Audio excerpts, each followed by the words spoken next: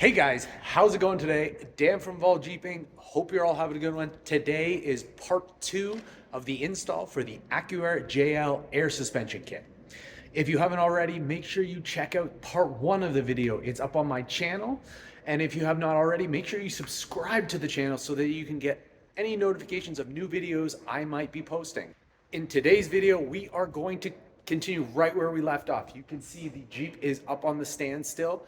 What we are going to be doing is installing the air management system, which is basically the plate that holds the compressor, the air tank. Goes up underneath the vehicle. Then we're going to run all the air lines, run all the power lines, and get everything connected to make the components that we installed on the last video function. It's pretty exciting. So at this point, guys, let's just jump straight into it and get into step 1.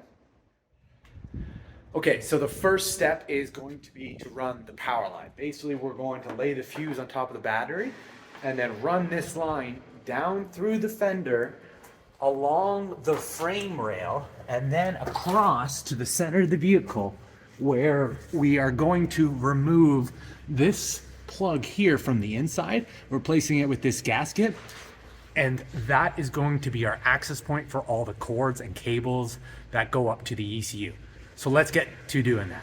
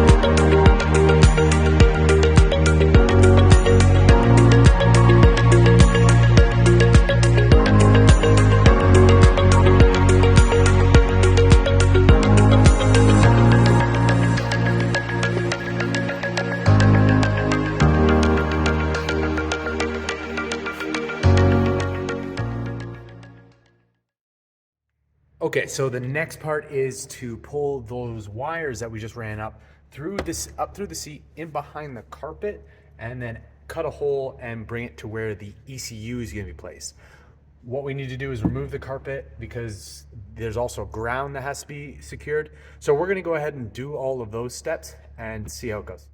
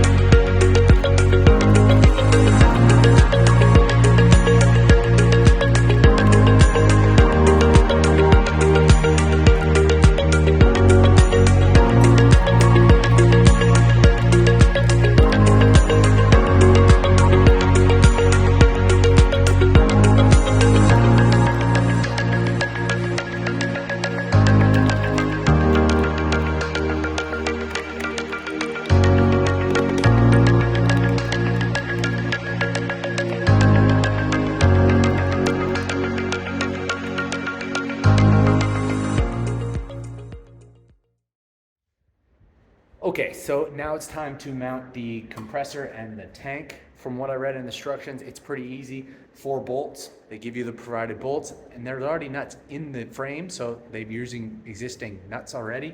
The tank goes towards the engine and the compressor goes towards the back of the vehicle. We've got the jack here to help me, because I'm only by myself, to lift it up. So let's get to installing that.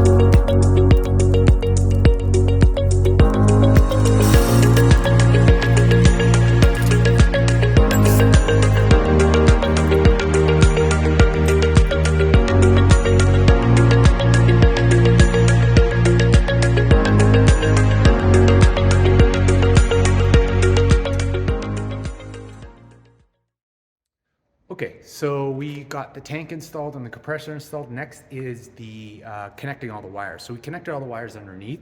Hard to show because it's limited space, but pretty easy, plug and play. Got to ground out a couple wires to a bolt under the frame, but very easy to do. Then we continued running the wires. We also ran a ground wire through the inside of the cab, along the inside of the kick stands, then up and into the engine bay, across the engine. Then we ran it to the fuse, where they give you instructions on a fuse adapter. So we did all that. Next, we just have to run the air lines, and that's probably the next step, air lines and then the sensor connectors. So let's get to the air lines and we'll then show you how that went.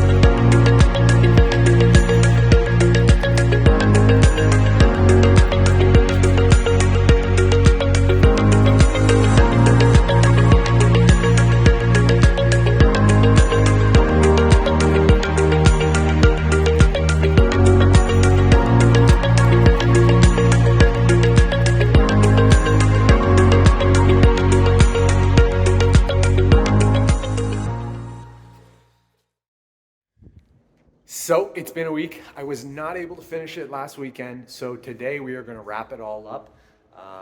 We're going to get it calibrated. We're going to take it for a ride. We're going to do all the exciting part. Where we left off last weekend was we ran all the air lines. We set up the wires for the height sensors. What I did continue to do after with off camera was I got the system set up and put together. Basically plugged everything into the ECU, put the controller and the speed module roughly in. You can see they're still sitting there. I'm gonna have to clean that up and put them in the right spot. But I basically did that so that I could get air into the system because I wanted to get the Jeep up off the stands on its own four wheels and leave it like that for a week. That way I could figure out if there's any leaks in the system and if there's anything we have to address. It's been like this for a week. Doesn't look like there's any leaks, so that's great. It makes it really easy for us just to do the final details, basically connecting the track bar, cleaning up that speed sensor, and then running the calibration. Very easy. It's a lot colder this weekend, so I'm happy I got it done last weekend. So I'm hoping that I can get this done quickly because I am already a lot colder. My hands are already cold. So let's get to this. Let's get this thing up and running and let's see how it goes.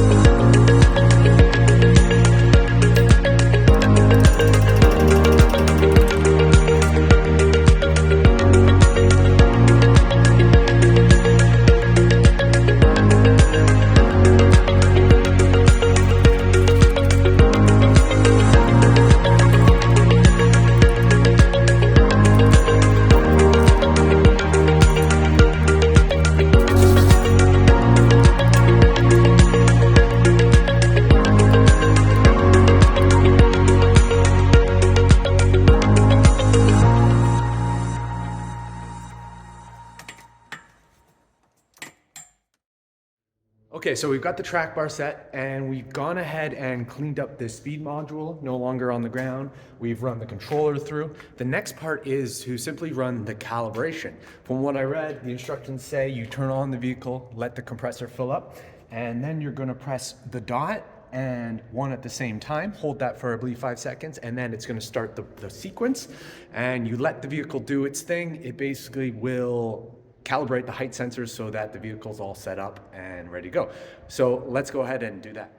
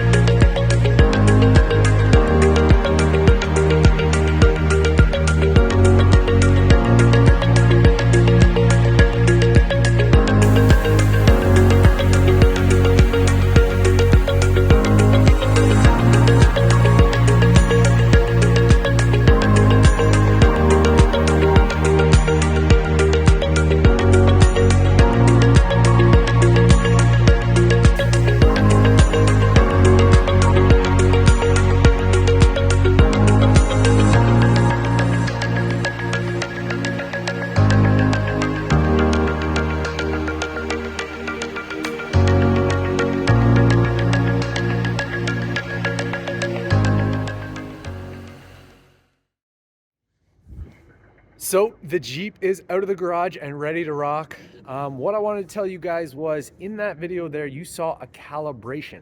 That was actually my second calibration. When I did the first calibration on the Jeep, I actually ran into an error message on the controller. Basically, it was telling me that I had an issue with the front height sensors. So what I did was I went under the vehicle, checked all the connections, and what I found was I had actually mounted the sensors correctly, but the arms were in the wrong position. I had put them on below, and because of that, when the vehicle would adjust, the arm would contact the lower control arm mount. So basically it was an obstruction. All I had to do was unbolt it, flip the arm around so that the sensor was running in a more vertical position. And once I did that and ran the calibration again, I had no issues. So if you do run into any issues with your calibration, check your sensors, make sure they're not obstructed and that they have free range of motion.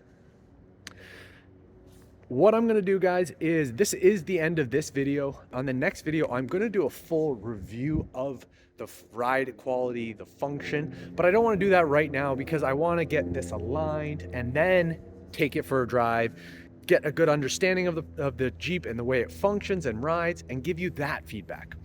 But before we do that, let's talk about the presets, just tease a little bit. Right now, the Jeep is sitting at preset number 3. This is the highest setting. What I'm gonna do is lower it down so you guys can see the different height settings. I think it's pretty cool. So right now we're at 3. Let's go down to, let's take her down to 2. So this is 2, which is actually the ride height. I did take the vehicle for a little test drive, and what was really cool was when you are riding at 3 or 1 and you hit 25 miles an hour, it will default bring you back to ride height. So that's pretty cool because that makes sure that all your geometry is set right and your vehicle is gonna ride correctly. Let's go ahead and put her down to number 1. I think number 1's the coolest because this is like that slammed look. So we got her going down to number 1. I think this is such a cool look. With all these presets, they're all pretty much designed to have certain heights. You can go a little lower in the rear at this level manually, and you can go a little higher than 3 manually as well. But the presets are pretty cool. So at this point, guys, what I'm gonna do is give you guys more feedback on another video, show you all the functions and features, and I'm gonna give you my feedback of the ride quality.